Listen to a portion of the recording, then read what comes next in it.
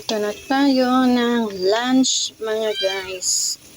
Ito ang lunch namin. Tinolang manok with papaya galing sa tanim. Yan, paluto na siya.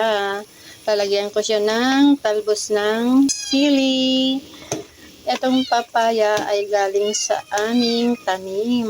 Tikman na natin ang kanyang sabaw. Yummy! Tatlo lang kami dahil andito si Mr. ngayon. Walang pasok, pati mga estudyante, lahat walang pasok.